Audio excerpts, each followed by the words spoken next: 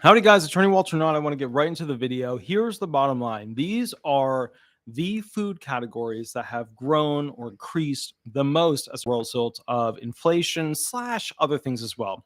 It could be just little category things that were odd that we didn't see, kind of like your Beanie Baby, where did that come from scenario situation. But these are essentially those that increased the most over the past couple of years. Let's get right into it. I'm pulling some of this from an article. Veronica Bondarenko, 22 hours ago, created this article. Basically, it is from thestreet.com. These are the grocery items that have gotten the most expensive.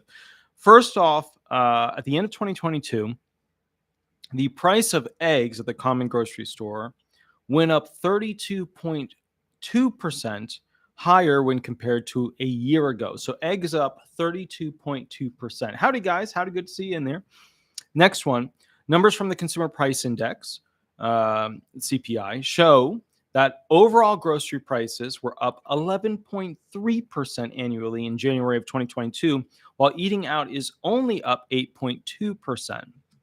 With that said, remember, 2 years ago, you got a 5.9% cost of living adjustment bump. And then you received an 8.7% cost of living adjustment, which you're now experiencing for 2023, right? Oh, cool. Clarissa Castillo, thank you. I really appreciate it. Did a $1.99 donation. Very, very cool.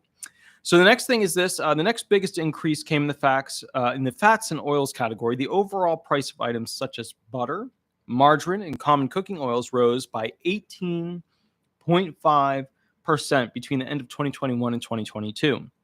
Historically, this category went up by an average of 3.2% a year going back to 2002. So you would see a 3.2% bump. We see kind of the Biden-era White House policies, the post-COVID situation interacting with that, and we end up with an 18.5% increase as a result.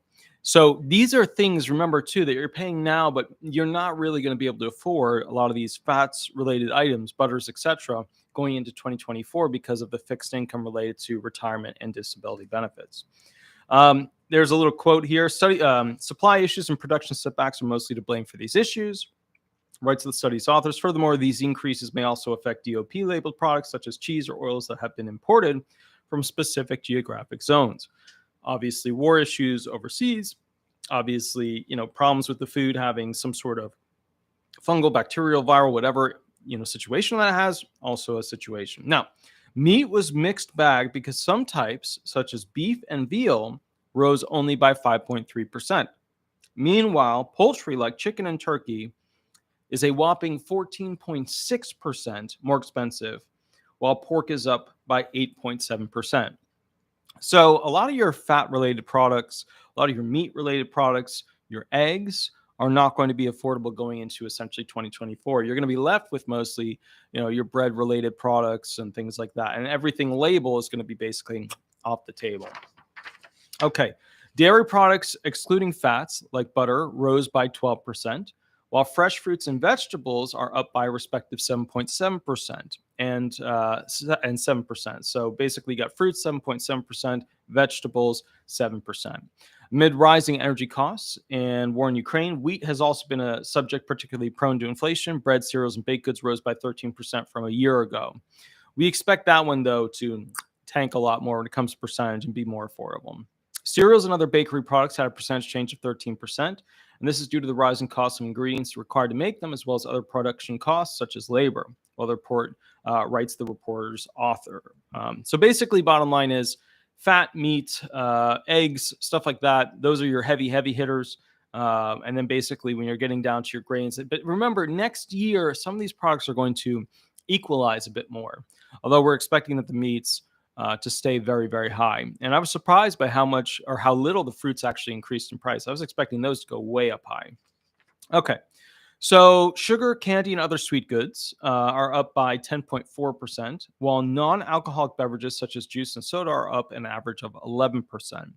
The numbers will obviously differ depending on specific products, geographically, location, and individual store, but the upward tendency paints a harrowing trend, even if the average increases we see every month have been trending lower since a peak in the summer. So what they're saying is that, and this is kind of the crappy part of it, with a lot of these foods, They go ahead and during the summer have a big increase. Then we get to the months directly after the summer, which is where they do your cost of living adjustment, calculations, where they consider those 3 months. And then we see a dip. And that's one of the things that always kind of screws the recipients over, is that there's a dip there in the cost of items. And so when they do the calculations, you get less benefits as a result for your cost of living adjustment. And as a result of that, what happens is that, basically, now we're getting into the 2023 movement. We're now hitting into March. We're marching forward, if you will. But the bottom line is no one is really expecting these prices to go back to, the 1 to 2 to 3% increases that we were used to every year prior to this, during the Trump and the Obama and the Bush era and things like that.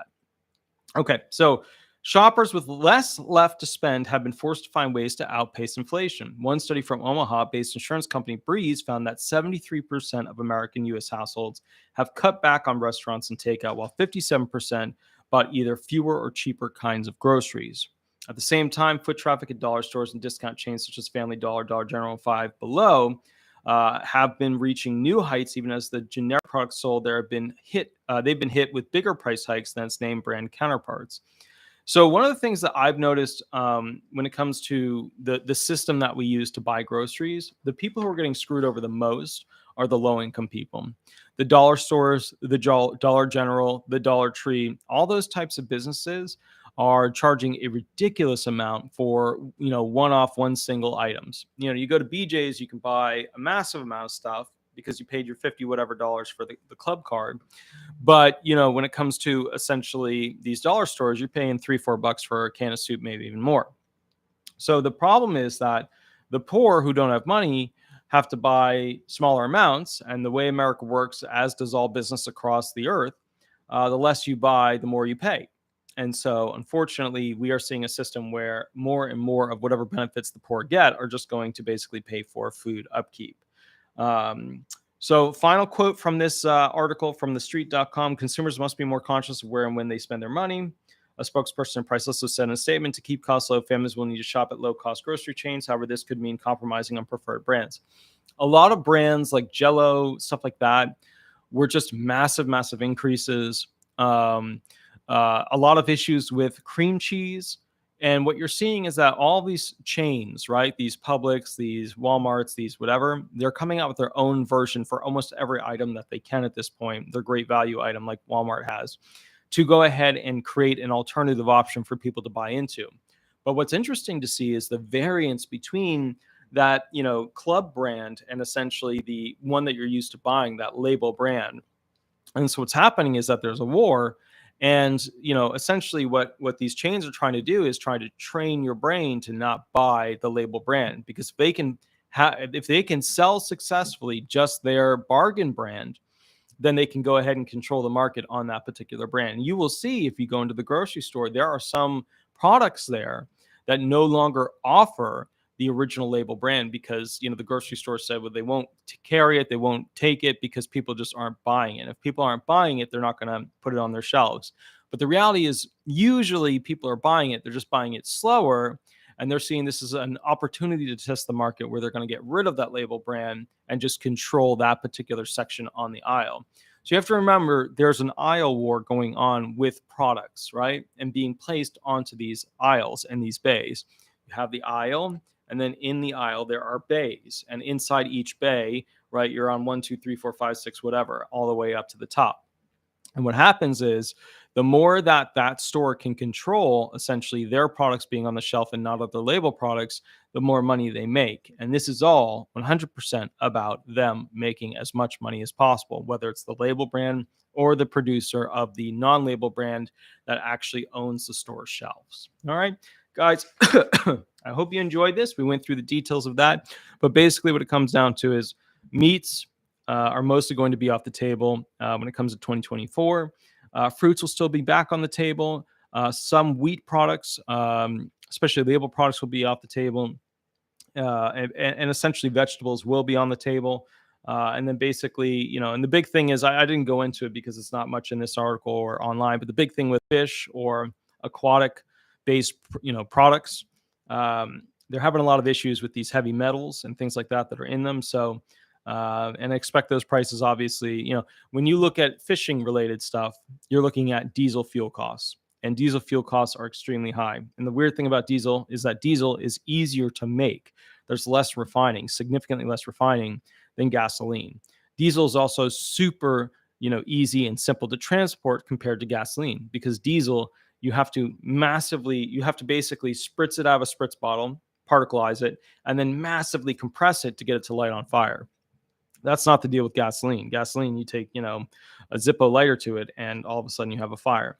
So, point being, the game that's being played is that Americans are essentially just this cow that keeps getting milked to go ahead and pay for the interests of the United States and its war endeavors, and basically major corporations trying to figure out a way to get another dollar out of a person every time they go into the store. So that's where we are. That's where we are as a country. Guys, I will catch you a little bit later, but that is a quick summary as to where things are going leading into 2024. And of course, we've also done a video on the cost of living adjustment likely for 2024, which will probably be somewhere between 4 and 6%.